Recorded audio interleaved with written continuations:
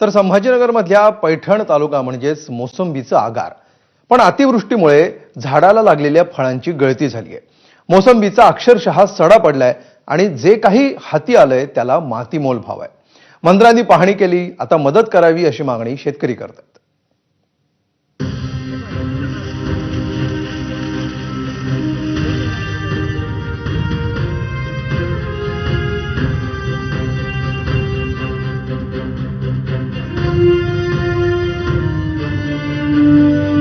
मोसंबीच्या पिकावर देखील अशीच कीड पडलेली. आता हे एक झाड मी तुम्हाला दाखवतो.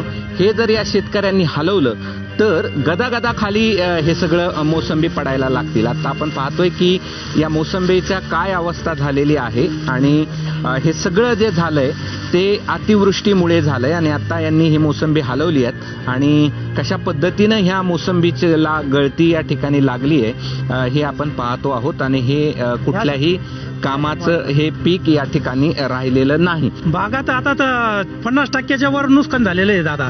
आणि जे पहिलं पडलेलं होतं तुम्ही आता हे फक्त 2 दिवसाचं पडलेलं पीक पाहू राहिले. याच्या आधी जे पूर आलेला होता ना तर पुरानं पूर्ण होऊन गेलेलं आहे. हे अशा पूर्ण मोसंबी आहे का ह्या 2 दिवसाचा पडलेला माल आहे. आता येऊ म्हणजे दाखल जर तुम्ही त्या दिवशी आले असते तुम्ही अक्षरशः रडले असते. इतकं म्हणजे भयानक परिस्थिती होती या बागायची. केंद्रावरती पाऊस मोजला जाणार आहे. प्रत्येक वेळेस असंच होतंय, केंद्रावरती पाऊस हा कमी पडतोय आणि ऍक्च्युअली स्पॉटला आमचं खूप नुकसान होतंय साहेब. आता विनंती अशी राहील सरकारला, तुम्ही मोसंबी बघू शकता. ह्याच मोसंब्या 1-2 दिवसामध्ये जे वरती माल राहिलेला आहे पूर्ण माल खाली पडणार आहे साहेब.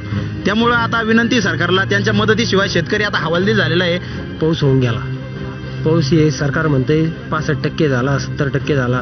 अहो ज्या दिवशी पाऊस पडतो त्या दिवशी तर कोणी राहत नाही ना. त्या दिवशी कमरा इतकं पाणी राहतं ना बगीचात. मग तुम्ही पाणी कधी करणार? त्या दिवशी तर कोणी राहत नाही पाणी करायला. तुम्ही आता 4 दिवसांना आणि 4 दिवसांना काय पाणी होणार आहे?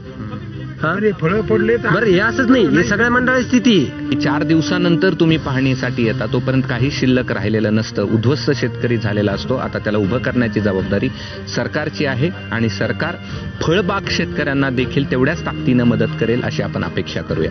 कॅमेरामन धनंजय दारुंटेसह मी कृष्णा केंडे, ABP माझा, छत्रपती संभाजी.